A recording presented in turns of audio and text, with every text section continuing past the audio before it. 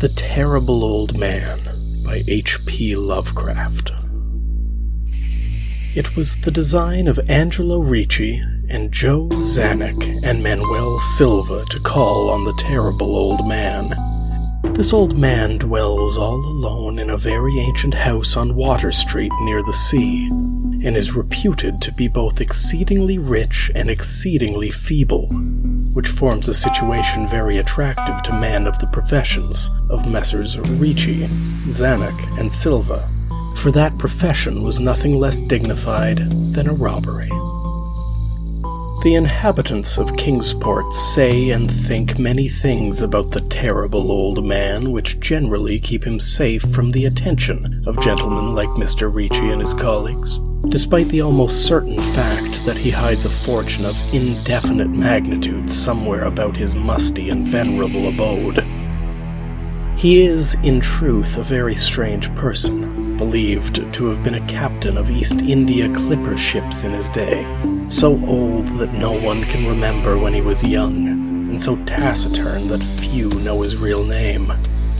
Among the gnarled trees in the front yard of his aged and neglected place he maintains a strange collection of large stones, oddly grouped and painted so that they resemble the idols in some obscure Eastern temple.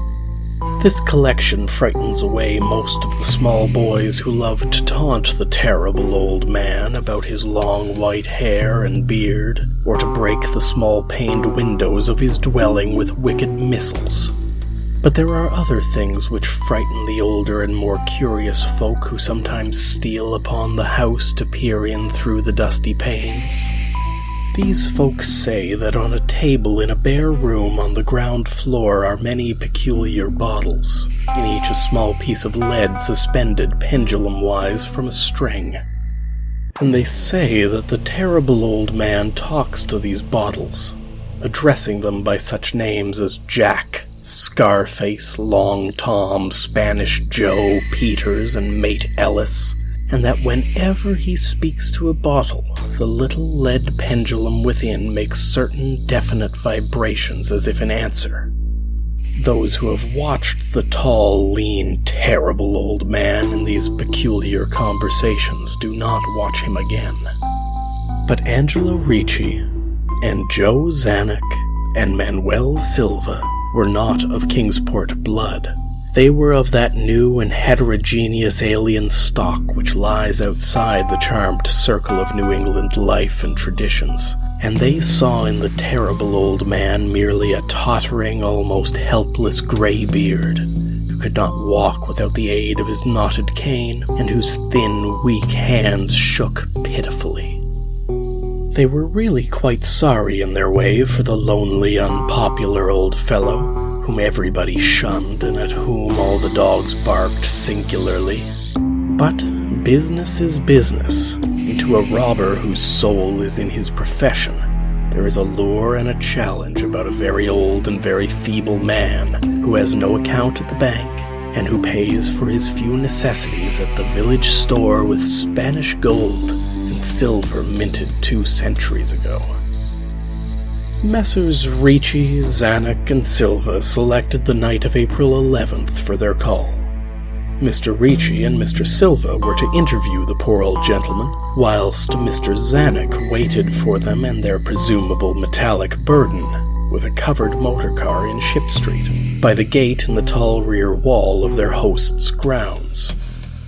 Desire to avoid needless explanations in case of unexpected police intrusions prompted these plans for a quiet and unostentatious departure. As prearranged, the 3 adventurers started out separately in order to prevent any evil-minded suspicions afterward. Messrs. Ricci and Silva met in Water Street by the old man's front gate, and although they did not like the way the moon shone down upon the painted stones through the budding branches of the gnarled trees, they had more important things to think about than mere idle superstition. They feared it might be unpleasant work making the terrible old man loquacious concerning his hoarded gold and silver, for aged sea captains are notably stubborn and perverse. Still, he was very old and very feeble, and there were two visitors. Messrs. Ricci and Silva were experienced in the art of making unwilling persons voluble, and the screams of a weak and exceptionally venerable man can be easily muffled. So they moved up to the one lighted window and heard the terrible old man talking childishly to his bottles with pendulums. Then they donned masks and knocked politely at the weather-stained oaken door. Waiting seemed very long to Mr. Zanuck as he fidgeted restlessly in the covered motor car by the terrible old man's back gate in Ship Street. He was more than ordinarily tender-hearted, and he did not like the hideous screams he had heard in the ancient house just after the hour appointed for the deed. Had he not told his colleagues to be as gentle as possible with the pathetic old sea captain? Very nervously he watched that narrow oaken gate in the high and ivy-clad stone wall. Frequently he consulted his watch and wondered at the delay. Had the old man died before revealing where his treasure was hidden, and a thorough search become necessary? Mr. Zanuck did not like to wait so long in the dark in such a place. Then he sensed a soft tread or tapping on the walk inside the gate, heard a gentle fumbling at the rusty latch, and saw the narrow, heavy door swing inward. And in the pallid glow of the single dim street lamp he strained his eyes to see what his colleagues had brought out of that sinister house which loomed so close behind. But when he looked he did not see what he had expected, for his colleagues were not there at all, but only the terrible old man leaning quietly on his knotted cane and smiling hideously. Mr. Zanuck had never before noticed the color of that man's eyes.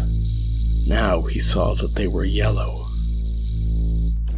Little things make considerable excitement in little towns, which is the reason that Kingsport people talked all that spring and summer about the three unidentifiable bodies, horribly slashed as with many cutlasses, and horribly mangled as by the tread of many cruel boot heels, which the tide washed in.